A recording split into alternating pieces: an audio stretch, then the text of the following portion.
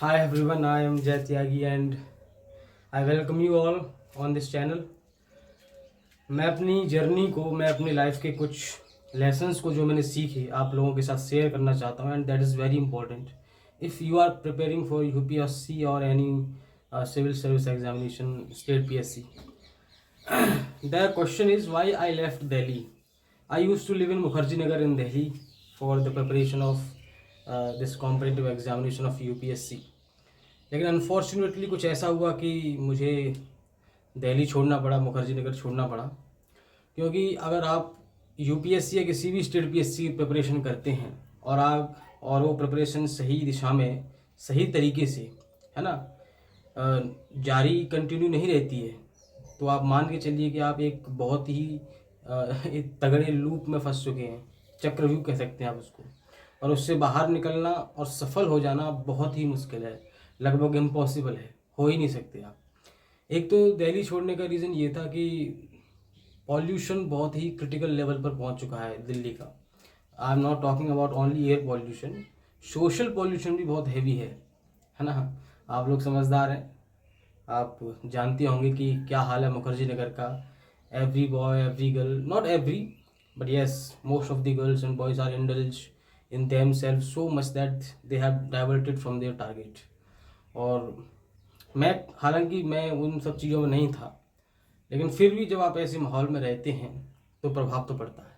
दूसरी बात, डिसिप्लिन नाम की चीज़ नहीं है लोगों में, है ना. रात को 2 बजे तक जाग रहे हैं, सुबह फिर 11 बजे तक सो रहे हैं, कुछ भी खा रहे हैं गंदा संदा स्ट्रीट पर खड़े होकर के, है ना. तो हेल्थ भी ख़राब हो रही है, हेल्थ कॉम्प्रोमाइज़ हो रही है आपकी. अगर ये सब करने के बाद भी, अपनी हेल्थ को कॉम्प्रोमाइज़ करने के बाद भी, अगर आप सिलेक्शन ले भी लिया आपने, तो उसकी कोई ख़ास इंपॉर्टेंस है नहीं, क्योंकि आप सर्वाइव नहीं कर पाओगे, सस्टेन नहीं कर पाओगे. पिछले 3.5 ईयर से मैं भी सीवियर एंजाइटी या डिप्रेशन कह लीजिए उसको फेस कर रहा हूँ, और अभी भी वो निरंतर मेरी लाइफ में है. हालांकि उतना सीरियस अभी नहीं रह गया है, लेकिन हाँ, एंजाइटी अभी भी है, स्ट्रेस अभी भी है.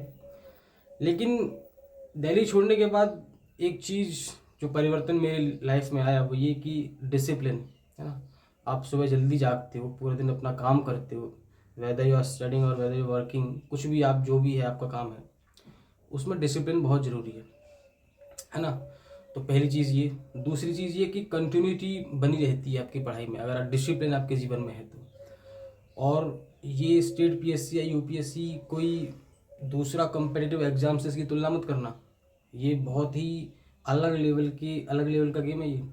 इसमें तभी आप सफल हो सकते हो जब आपकी एनर्जी बिल्कुल डायरेक्टेड और फोकस्ड हो. थोड़ा सा भी डाइवर्ट अगर आप हुए तो मान के चलिए कि आपके जीवन के 5-6 साल जो कि बहुत ही प्रेशियस होते हैं इस उम्र में, वो कब ख़त्म हो जाएंगे आपको पता ही नहीं चलेगा, है ना. तो मेरे जीवन में मेरे साथ जो हुआ, अगर आप नए एस्पिरेंट्स हैं या पुराने भी हैं, कोई फ़र्क नहीं पड़ता उससे.